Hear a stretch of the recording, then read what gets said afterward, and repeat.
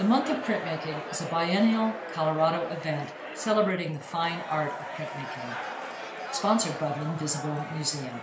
I'm Terry Talty, and I want to welcome you to listen to a few of the participants of the first edition of Mo'Print, held in 2014. We're talking to Danny Teitelbaum. He's one of the artists in the show. Can you briefly explain what process you used for your works that are in this show? Sure. First of all, let me just tell you, I've been a photographer for close to 70 years.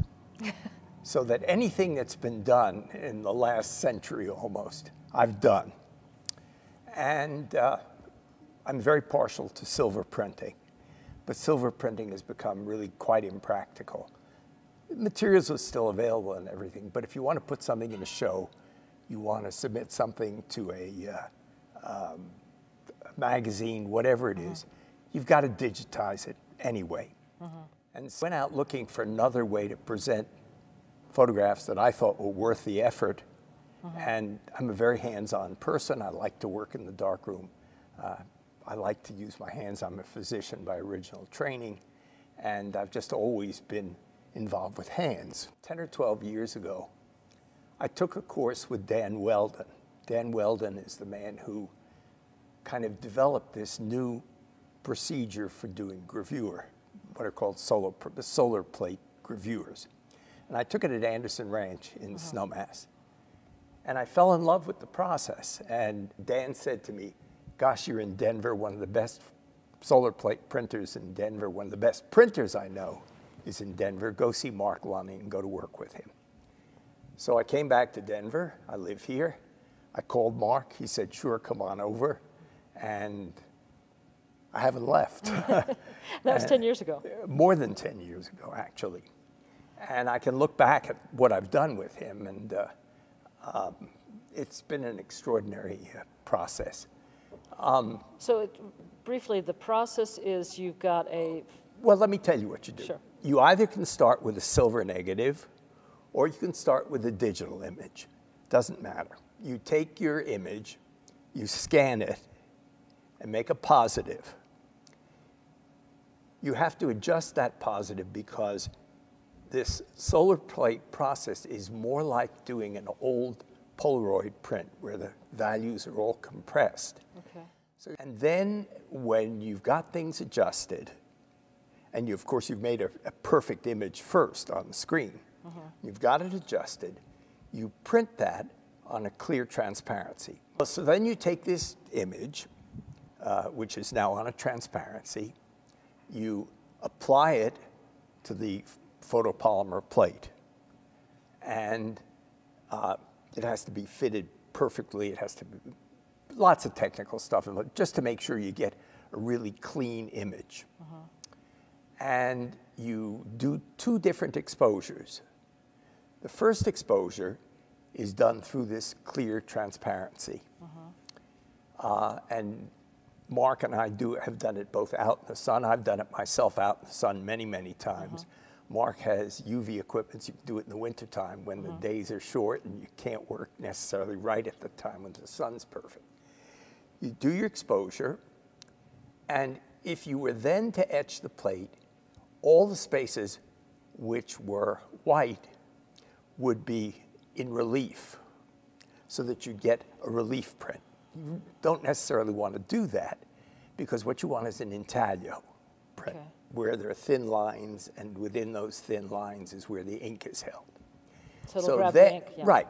So then you use an aquatint screen, and the aquatint screen is like in the old days putting aquatint on a plate. Putting a halftone. Exactly, and scratching through it. So first you do the image exposure, then you do the aquatint screen exposure, and there are various. After it's been exposed, you etch it with water. And it's a totally non-toxic process. Yeah.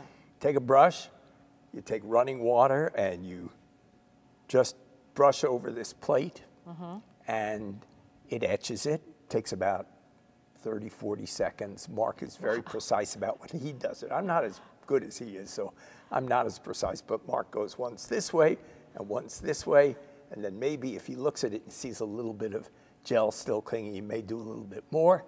You take it, you blot it dry. You either take it out in the sun and re-expose the plate so it's totally hard, or you put it in UV, then you ink it, wipe it, and print it. Just like you would any intaglio. Exactly. Okay, great. Now, the thing that's so fabulous about this new process is you don't... And this is it. And this is an example of an intaglio, photopolymer intaglio gravure. Okay. And it's incredibly beautiful. Yeah, it really is. It's really luscious. Lots of tonality. It's amazing how sharp. If you start with a sharp image, you get just beautiful lines. Look at the dust in here. Yeah. How beautiful this is. It's called Last Train Gone, and it's from Madrid, New Mexico. It's in the old station where they were just gloves lying there in the dust. And all of your work here in the show. Our hands. Our hands. Yeah. This isn't in the show, but because there were no hands in it, just gloves. It's just gloves. Okay, good. So, and this process then is... it's printed on the press, and just like just like any other intaglio. Wet paper, inverted onto the plate, run through the press. And you did a similar process where you actually did the physical etching. Yes. If I'm going to really be honest, I better know how the traditional process was done. I took a workshop with Lothar Osterberg in New York, who's a very, very famous intaglio printer, and this is the same image, differently exposed a little bit, but done on a traditional copper plate, ferric chloride. And you were saying you originally did this as a photograph then. Right, and then the original. And this, when you say a silver print photograph, that's what used to be. It's an old-fashioned negative. Right, it's the way we used to do it. Right. Before it was digital. Exactly. Where you could just make the negative and you didn't know what you had when you shot the image until you developed the film and then printed it. And this was just a proof print that I made originally. And either of the two gravures is better than that. I mean, I don't think there's any question about that. Okay, so now, it gives you a feel for why you would, what you gain by doing it. Yeah, visually you can see that, and why make it something that can be repeatable? I think you always want to have the option of making a few. I've been, as I said, I've been photographing for almost 70 years. Nobody ever looked at my work. I have boxes and boxes and boxes of work. And a few years of analysis, my analyst finally said to me, why don't you show your work? And then I started to show my work. And now maybe somebody might even want to buy something. One never knows. Right, and there might be one that's really, really good. Right. You'd like to sell it more than once. Right, exactly. So it's the commercial answer, yeah. Yeah. But no, I think you're also saying that the reproduction, by putting this mechanical means between the image that you created and the final piece, you've really achieved more. It's handwork. I mean, it is a piece of art. It's got your hands and your eyes and your technique in it. Okay. And the pieces in this show? The pieces in this show were done in an edition of 7. 6 were in beautifully hand-built portfolio boxes. 4 went to my children. 1 went to Mark, and I kept 1. Okay. And Dave Ashley, who's here in Denver, who makes portfolios and portfolio boxes, a fabulous artist. Oh, great. Made the boxes. So they're just gorgeous. It is. What do you think is added there? I think several things. The most important thing is there is tonality in everything. I mean, look at the tonalities in this back wall, or look at this work in here, this little out of focus area, which in a photograph gets kind of flat and uninteresting. But here it's got all these wonderful little tonalities in it. And the way this bar, just a piece of wood that was lying there, glows in this. It's just... And so you think it's more tactile? I do. Yeah. I do. Good. It almost is dimensional.